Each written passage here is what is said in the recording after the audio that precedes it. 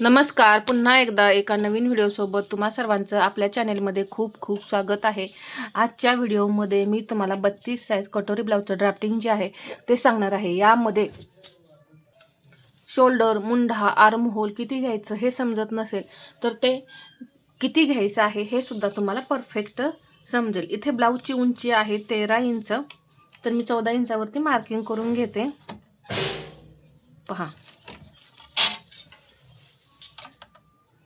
इथे लाईन ओढून घेऊ।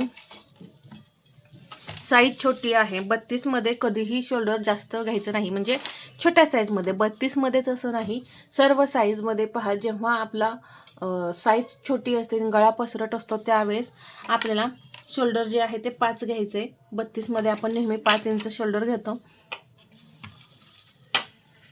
5.5 इंच कधीही 32 मध्ये शोल्डर घेऊ नका। आणि मुंडा घेऊ आपण 5.5 इंच। 5.5 इंच शोल्डर जे आहे 32 मध्ये खूप मोठं होतं आणि शोल्डर जे आहेत ते उतरतात।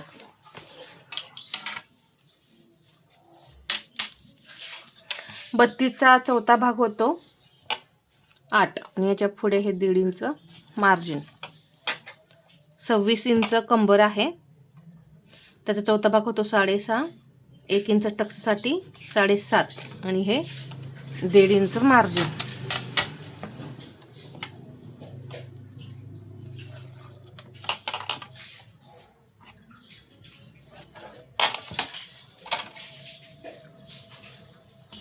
मुंड्याला आकार देऊन घेऊ।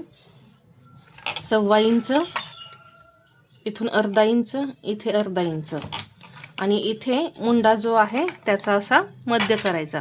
मग कोणतीही साईज असो, पहा इथे मुंड्यासाठी हीच ट्रिक वापरायची। जसं मी सांगितलं, इथे फक्त थोडासा चेंजेस होतो, जशी साईज मोठी होत जाईल तसं इथं हे जे अंतर आहे ते वाढतं। म्हणजे इथे मी अर्धा घेतलेला आहे, तर इथे 1.25 इंच 1 इंच असं होत जातं। तर मुंड्याला आकार देण्याची जी ट्रिक आहे, या व्हिडिओमध्ये मी तुम्हाला ते सविस्तर असं समजावून सांगितलेले आहे। आता हा आकार कसा द्यायचा पहा, इथून सरळ असं या पद्धतीने पहा, किती परफेक्ट असा आकार येतो। हे जे पॉइंट आहेत ते घेतले ना, तुमचा आकार अजिबात मुंड्याचा बिघडणार नाही। आता पुढच्या मुंड्यामध्ये घोळ येतो पहा, म्हणून काय करायचं, 1.25 इंच आतमध्ये येऊन तिरकी लाईन ओढायची या पद्धतीने। जास्तही नाही, फक्त 1.25 इंच, नाहीतर परत तिथं मुंडा तुमचा ओढल्यासारखा होईल आणि खेचल्यासारखा मुंडा होतो पुढचा आणि रिंकल्स येतात। तर ते होऊ नये यासाठी फक्त 1.25 इंच घ्यायचं आणि इथून पहा असा आकार द्यायचा। सेंटर केलाय, इथून सरळ असं येऊन मग आकार द्यायचे। पहा, दोन्हीही मुंड्यांना तसंच करायचं। एकदम परफेक्ट असे मुंड्याचे आकार येतात, अजिबात तुमचे मुंड्याचे आकार चुकणार नाहीत। गळा इथं घेतला मी 2 इंच, 2 इंच इथं गळा घ्यायचे। 5.5 इंच पुढचा गळा आहे, अर्धा इंच मार्जिन मिक्स करून 6 इंचावरती मी इथं पहा पुढचा गळा घेतलेला आहे आणि इथे मात्र 2.5 इंच घ्यायचं। जरी वर 2 इंच घेतलं असलं तरी खालच्या साईडून आपल्याला जरासा ब्रॉड गळा करायचा आहे। इथे 1.25 इंच डाऊन केलं, जास्त डाऊन करू नका, नाहीतर काय होतं, परत इथं शोल्डर जोडतो जेव्हा, त्यावेळेस इथं मुंड्याचं जे हे नोक आहे पहा, हे जे टोक आहे ते पहा या पद्धतीने असं बाहेर निघतं आणि मग मुंड्याचा आकार या पद्धतीने तयार होतो। तर ते होऊ नये यासाठी पहा, फक्त 1.25 इंच आपल्याला शोल्डर जे आहे ते डाऊन करायचं आहे। क्रॉस पट्टी 2.5 इंच, इकडूनही मी 2.5 इंच घेतलं, एक सरळ लाईन ओढली। क्रॉस पट्टीला आकार देण्यासाठी 1.25 इंच घेतलं, इथं घेतलेलं आहे फक्त 1.25 इंच आणि असं क्रॉस पट्टीला आकार द्यायचा। आकार दिल्यानंतर कटोरी आपल्याला किती घ्यायची आहे, 5 इंच। तर पहा, इथं क्रॉस पट्टीवरती 5 इंचावरती मार्किंग करून घ्यायचं। अजून एकदा असंच 5 इंचावरती एक पॉइंट देऊन घ्यायचा आणि सरळ लाईन ओढून घ्यायची। ओढल्यानंतर 1 इंच वरती जायचंय पहा आणि एक तिरकी लाईन ओढून घ्यायची आणि आकार देताना फक्त पहा इथून असा आकार द्यायचा। झाली. आपोआप आपली कटोरी जी आहे ती तयार झालेली आहे आणि कटोरीचे आकार सुद्धा एकदम परफेक्ट असे तयार होतात.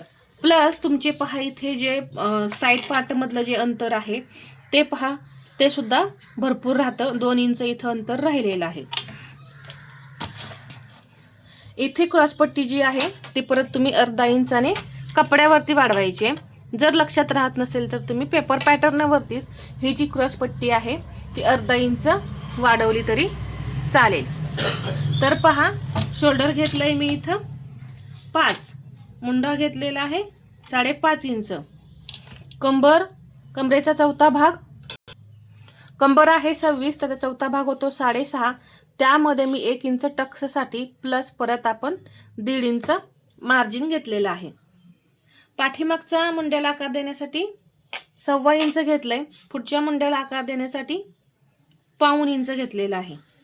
गळ्याची रुंदी 2 इंच, पुढचा गळा 5.5 आहे. त्यामध्ये मी अर्धा इंच मार्जिन मिक्स केलं, 6 इंचावरती घेतलंय. क्रॉसपट्टी घेतलेली आहे 2.5 इंच इथपर्यंत आणि इथून वरती आकार देण्यासाठी 1.25 इंच घेतलेला आहे, म्हणजे 0.75. कटोरी घेतली आपण 5 इंच, तर इथून इथपर्यंत कटोरीला 5 इंचावरती घेतली. पहा, परत इथून एक अजून 5 इंचावरती पॉईंट देऊन एक सरळ लाईन ओढून घेतली. गळ्यापासून इथे वरती 1 इंचावरती पॉईंट दिला आणि एक तिरकी लाईन ओढली आणि फक्त इथे असा आकार दिलेला आहे.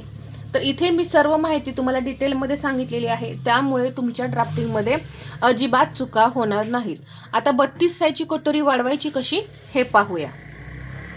इथे पहा, ही आपली मूळ कटोरी आहे आणि ती वाढवायची कशी. तर इथून घ्यायचं आहे अर्धा इंच मार्जिन एक्स्ट्रा, इथे गळ्याजवळ 1.25 इंच मार्जिन एक्स्ट्रा आणि 32 साईज आहे, लहान साईज आहे म्हणून आपण ही 1.25 इंचाने वाढवायचे, म्हणजे 1.2. आणि इकडून ही घेणार आहे मी 1.25 इंच, 1.2. इथे हे असं जोडून घ्यायचं.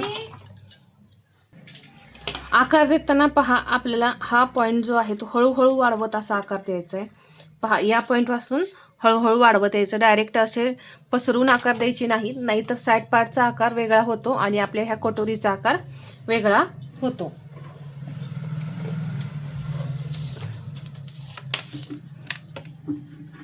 इथून सेंटर करायचा आणि 1.25 इंच घ्यायचं, सेंटर करून 1.25 इंच घ्यायचं आणि हे पॉईंट असे जोडायचे. इथे अर्धा इंच वरती जायचे, कंपल्सरी सर्व साईजमध्ये अर्धा इंच हा पॉईंट आपल्याला वरती द्यायचा आहे. टक्स कसा द्यायचा पहा, 5 इंच आपली मूळ कटोरी आहे, तर इथे अर्धा इंच आणि इथे अर्धा इंच मार्जिन सोडून आपली कटोरी जी आहे 5 इंच आहे त्याचा निम्मा करायचा, झाले 2.5 आणि इकडूनही 2.5. याने काय होतं, जेवढी मूळ कटोरी आहे तेवढी वाढीव कटोरी सुद्धा आपली टक्स दिल्यानंतर तयार होते. आणि 2.5 इंच टक्सची उंची, 32 मध्ये फक्त 2.5 इंच टक्सची उंची घ्यायची. अशा पद्धतीने इथे मी तुम्हाला 32 साईजची कटोरी सुद्धा कशी वाढवायची आहे हे समजावून सांगितले. बाही कटिंग आपल्या चॅनलवरती व्हिडिओ आहेत. अजून जर तुम्हाला 32 साईजचे बाही कटिंग पाहायचं असेल तर मला कमेंटमध्ये तसं सांगा, मी नक्की तुम्हाला बाही कटिंगचा व्हिडिओ शेअर करीन. तर आजचा व्हिडिओ तुम्हाला कसा वाटला हे कमेंटमध्ये सांगा आणि व्हिडिओ आवडला असेल तर लाईक करा, शेअर करा आणि असेच नवनवीन व्हिडिओ पाहण्यासाठी आपल्या चॅनलला सबस्क्राईब करायला विसरू नका. धन्यवाद.